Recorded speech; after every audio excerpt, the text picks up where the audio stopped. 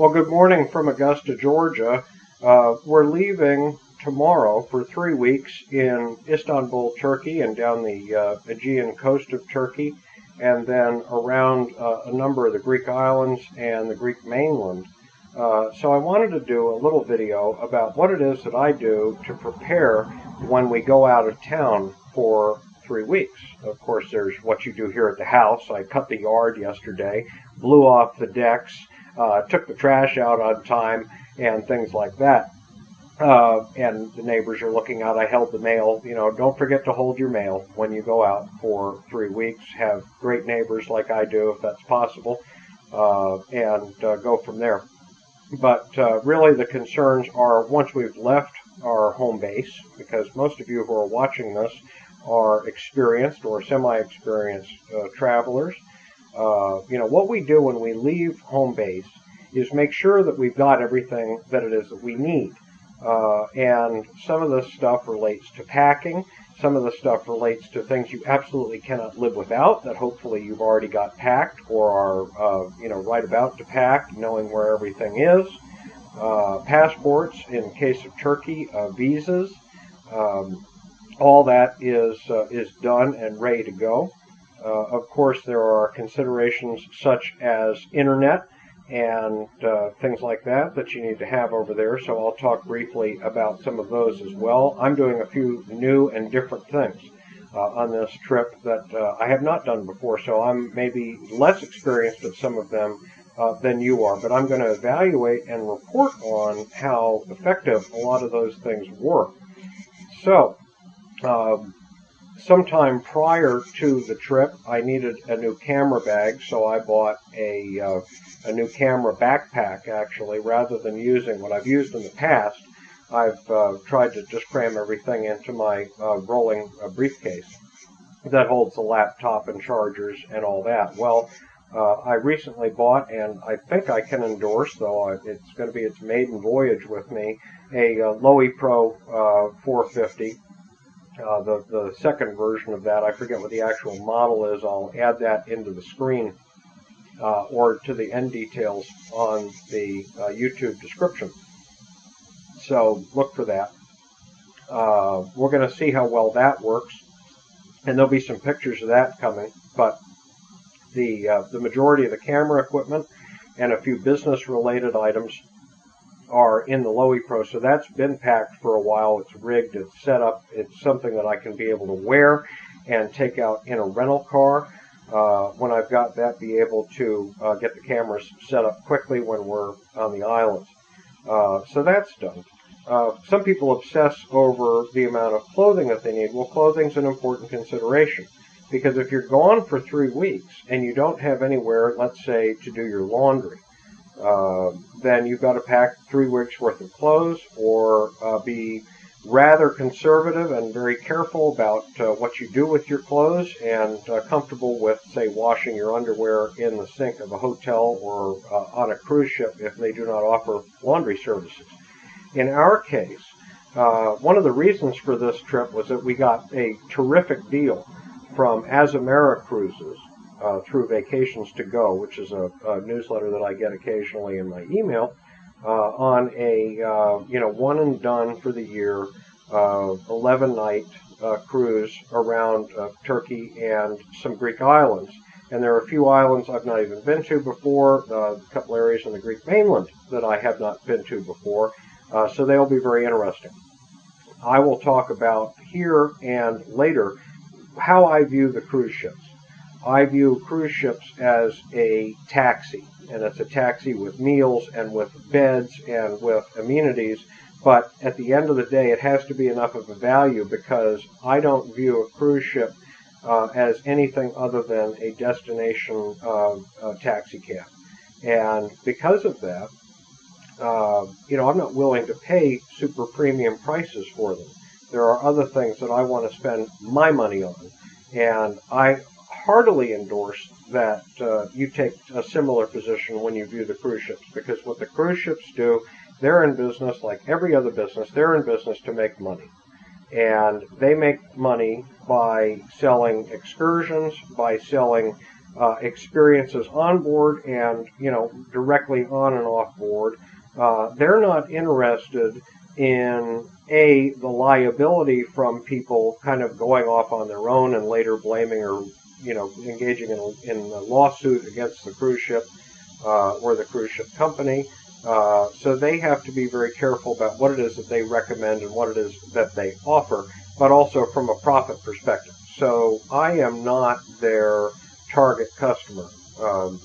And you can decide whether that's something that you want to do. If you've been on lots of cruises before and have done shore excursions and the like, then that is something certainly that, if you like that, then you can take what I say with a grain of salt. But if you want to learn more about how it is that we do some of our explorations, even when we've got 3 or 4 hours, I'll tell you some stories about that in an upcoming episode. How you can maximize the amount of time that you've got on shore when you've got a cruise itinerary that's not particularly friendly to one or more destinations. So let's get back to being ready. In the LowePro, I also have our passports. Our passports are in their folder ready to go along with the Turkish visas. I know exactly where they are. That's done. I have a pocket dedicated to phone and camera chargers, phone chargers both for the rental car as well as obviously for the wall. Of course, we're going to Europe, so we've got to have the adapter plugs for Europe. And I even carry one for the UK because we're passing through London, and also because these ships tend to have a variety of different plugs. Some of them, particularly an American cruise line, will have plugs for American plugs as well as European, so you can maximize the use of outlets, some of which are, maybe more available. So if you've got, say, 2 U.S. outlets and 3 European outlets, boy, you could be plugged into just about anything on a cruise ship. And what you buy in that regard is certainly up to you. I just use very simple adapters. I recognize that I might lose something in a surge. I've never had anything like that happen, either at a European hotel or on a cruise ship. So we'll get back to that. But with regard to the AWII ship, the AWII ship, and of course with regard to laundry, which I kind of got a little bit off topic, the AWII ship has a self-service laundry. This is a former Renaissance cruise ship that was bought by AWII and was rehabilitated or restored or whatever you want to call it into a quote-unquote luxury ship. It's a small ship, both in size and in the number of passengers that it accommodates, and it has a self-service laundry, so we're going to take advantage of the self-service laundry kind of close to the end of the trip. So I'm going to pack roughly 10 or 11 days worth of clothes for a 20-night trip, and I always find anyway that I will wear certain clothes, if I kept it really clean, if I didn't get real sweaty and nasty or dirty or spill a lot of food or beer or something else on myself, then I'm able to be fairly conservative. So, for instance, the last time we went on a trip that lasted a little over 2 weeks, I carried a suitcase and a half. I carried my big bag and a Skyway Pilot suitcase. And I ended up buying some things for a client over there, so I got another duffel bag, had to deal with that. And I had too much stuff. When I traveled for business years ago, I used to go to Europe a lot on business, and I'd go for a week or 2 weeks or something. I was very good, very conservative, and even then I traveled with more dress clothes because I had to look very sharp at some of these events. So even then I carried fewer clothes and was not as worried about laundry as I seem to be today. Less experienced travelers will carry too much stuff. They will bring things that they're afraid that they're not going to have or be able to get overseas. I will mention while we're talking about that, consideration about medications. If you are on medications, you must way ahead of time be sure that you've got all your medications in line and that those medications are with you for the trip, that you have surplus medications. Please do not lose your medications. Keep your medications close to you as you would your passport or other vital items that you carry on your trip. So another consideration about packing is how we pack. So if you've got bags that are strictly for use when you get to where you're going, or where you're going for a long time, those are the ones that I tend to put in the really big bag. So what I'm going to carry this time, I'm going to carry a 26-inch roll-around suitcase, and I'm going to have a Skyway bag again, and then I've got the camera bag. And within one of those bags, I will put some little tote bags to carry things around during the day. The LowePro is going to be the main operational bag for what I'm doing with the videos. From there, we'll have the little totes. So for instance, if I want to take 2 separate cameras, chances are I can put those in one of the totes. Totes are really, really helpful because you don't want to necessarily carry a medium-sized bag around with you, for instance, when you're going around, if you don't have to. If you've got a good base of operations, if it's a hotel, if it's a cruise ship, whatever it is that you're doing, you want to think about what bags you need when you get to where you're going. I'm also traveling with my fiance, so she's got things of hers, but we can both sort of handle. We've got twice the logistical power because she may use a bag for carrying something on the airplane. She might not use that very frequently on the trip, so I said to her last night, would you take this bag instead of that bag, because I have a feeling that we're going to need this bag more when we're going certain places, and it's more helpful, it's more useful, you can sling it over your shoulder, things like that. Concerns about security when you're where you're going.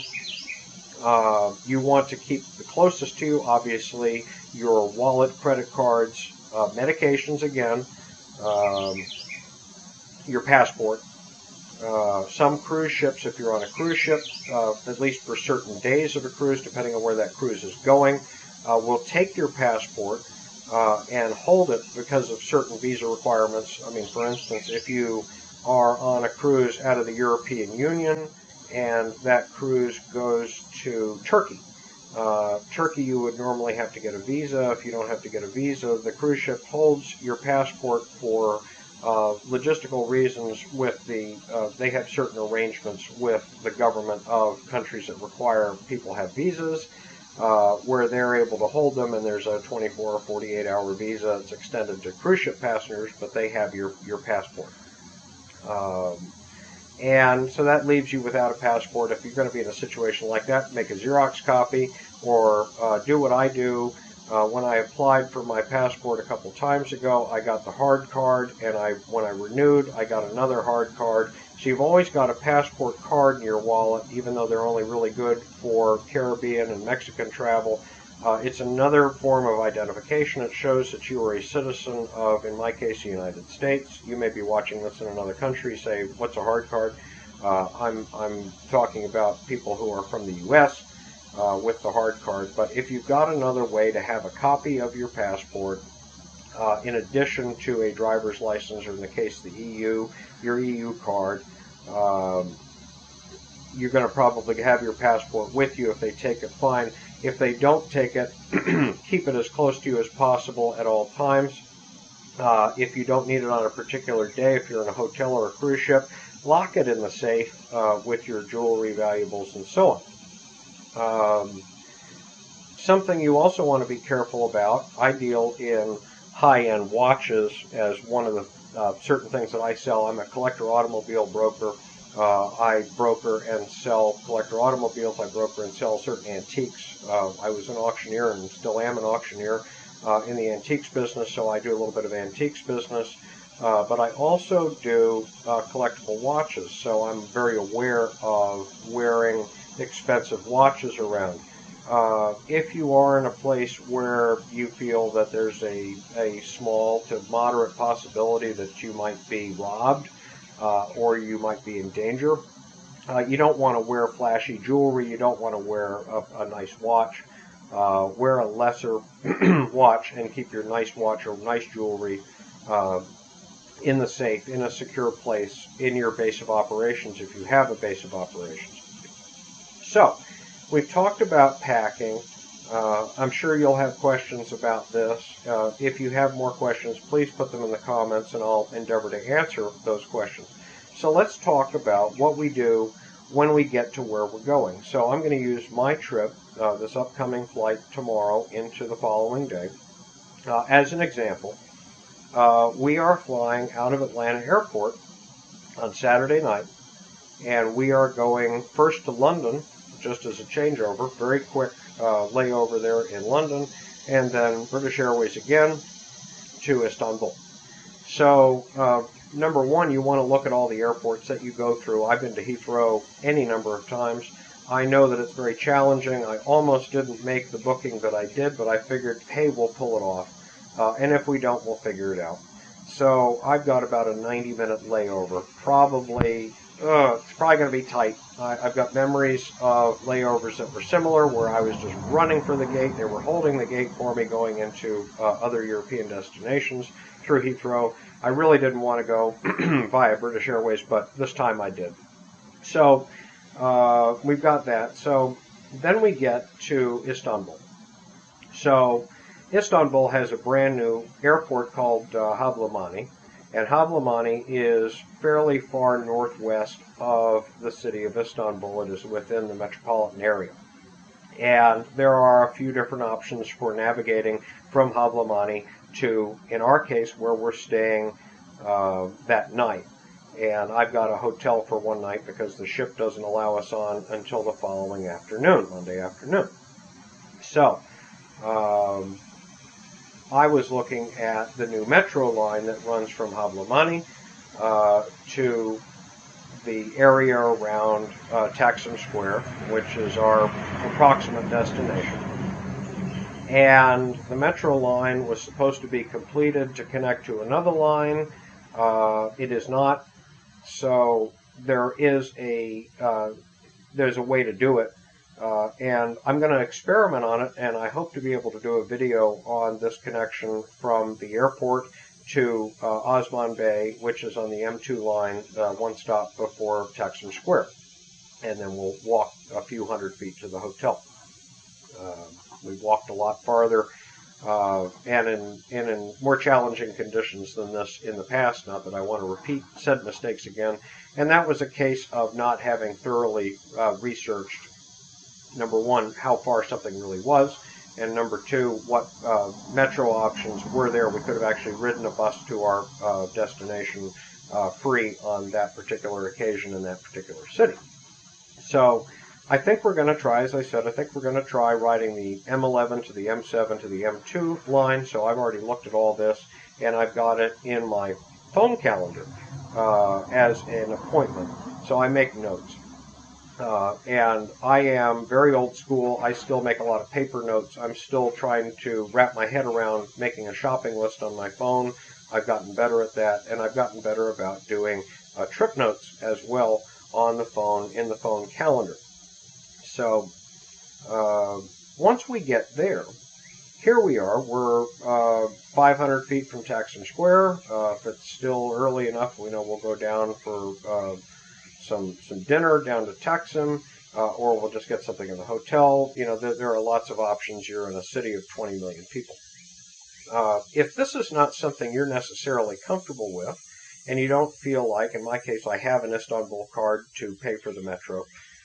If you're not comfortable doing that, then taxis obviously are available.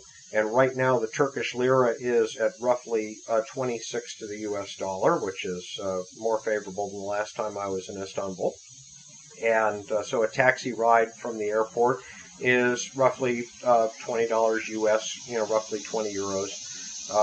And we may do that. We may be so fatigued from everything we just did and going through passport control and visa check and all that other stuff at Istanbul, though we might have some problem, luggage might be delayed, there might be some other issue, that 20 bucks might seem like a real good option for door-to-door service. So if I don't get to do that, what I may do is still do a video. I'll just ride out to the airport and back, kill a little time on Monday morning prior to getting on the ship. So I definitely want to do some videos around Istanbul. I've got some friends I'm going to introduce you to as well down in the bazaar. I have a special delivery for one of them, so we'll talk more about that later in a subsequent episode. So then we've got to get down to the ship. Well, in Istanbul, the cruise ships go into a new terminal called the Galata port. Very pretty, actually. The coastal area right there on the Bosporus. And we will take a taxi, more or less, case, because this Taksim Square is way up a hill. We've got luggage. There's really no convenient metro.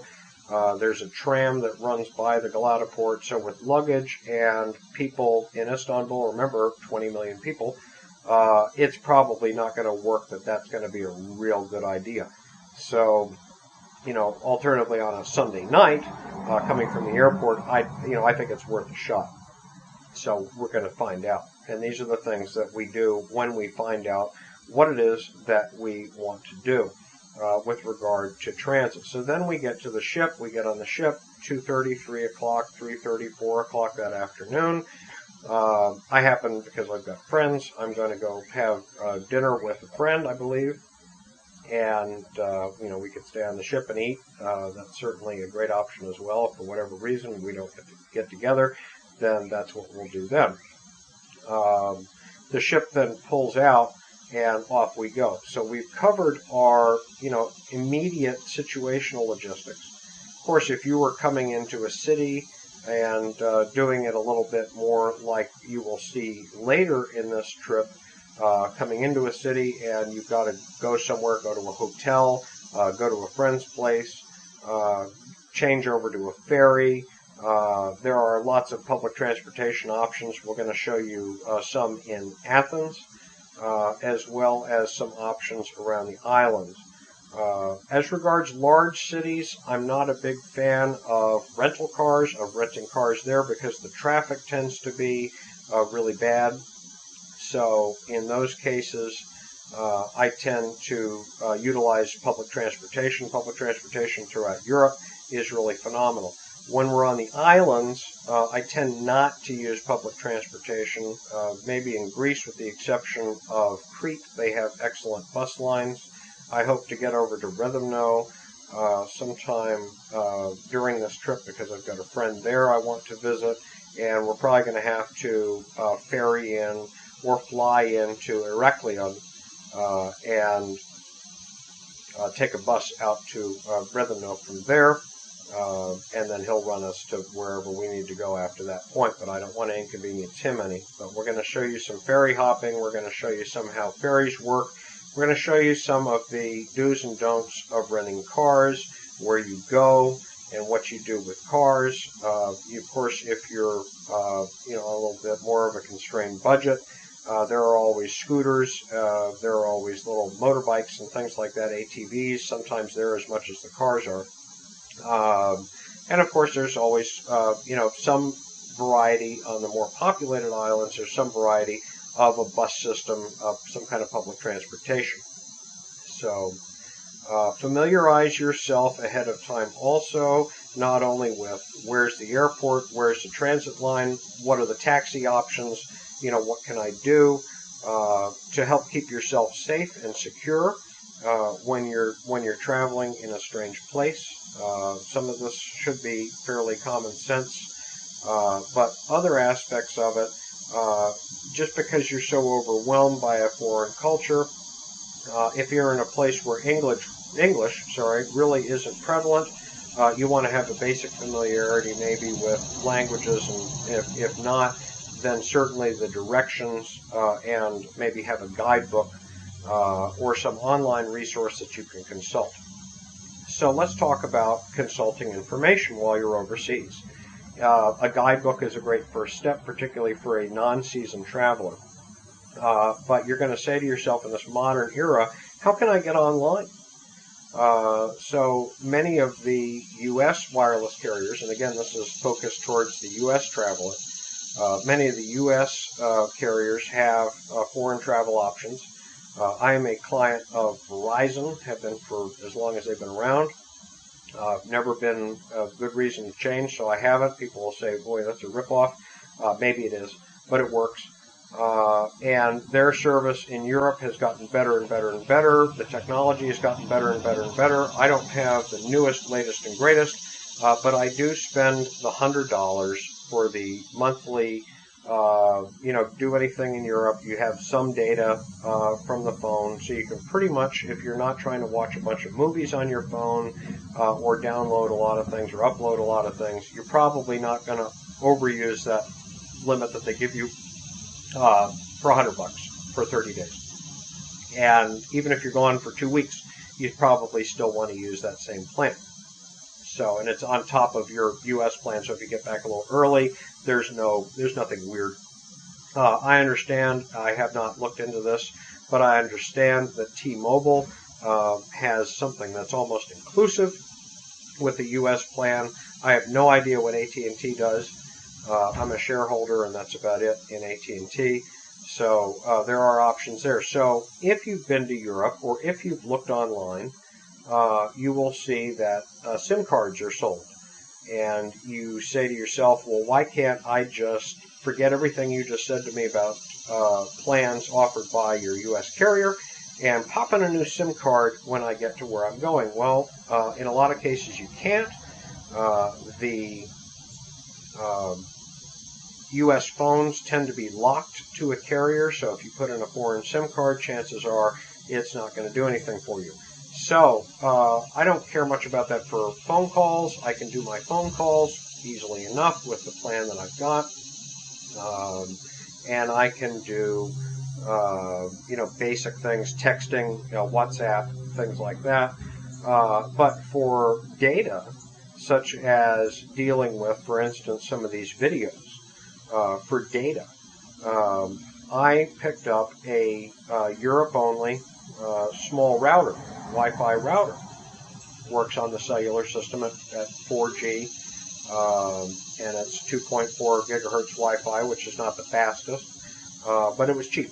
It's a lot cheaper than, for instance, the notoriously unreliable services offered for a lot more by the cruise lines. And I also bought ahead of time 2 20 gigabyte SIM cards that were activated today probably, and will be usable for a period of 1 month.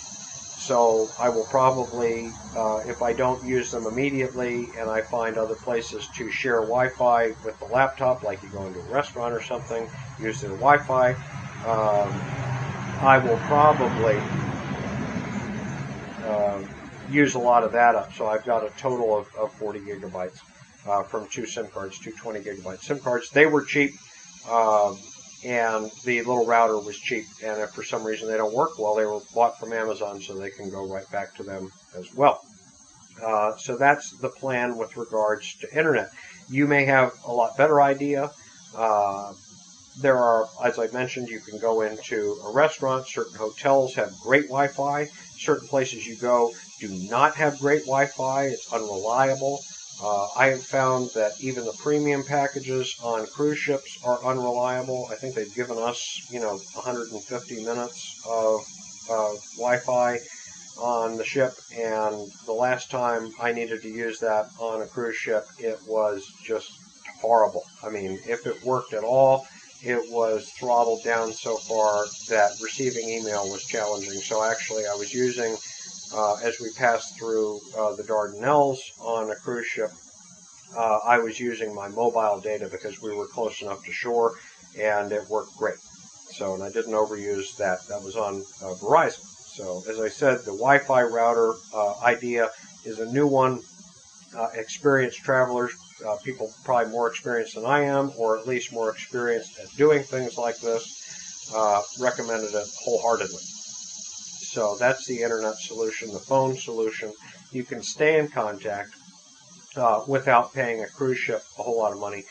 You do not want necessarily, unless the cruise ship has the Elon Musk Starlink on board, and they have gotten that to reliability. I don't think you want to pay for Wi-Fi the whole cruise. It's probably very expensive. As this video gets more dated, I'm sure people will laugh and call me a horse and buggy driver relative to somebody that has a car. But there you have it. So that is pretty much it for this little advice session. I hope you've enjoyed it, and I hope you will enjoy the trips that we are about to make, this big trip that we're about to make, and all the little trips that go along with it, the people that you'll meet with me, and the tips that you'll pick up. So please subscribe and share to Travel with Chip. Thank you so much.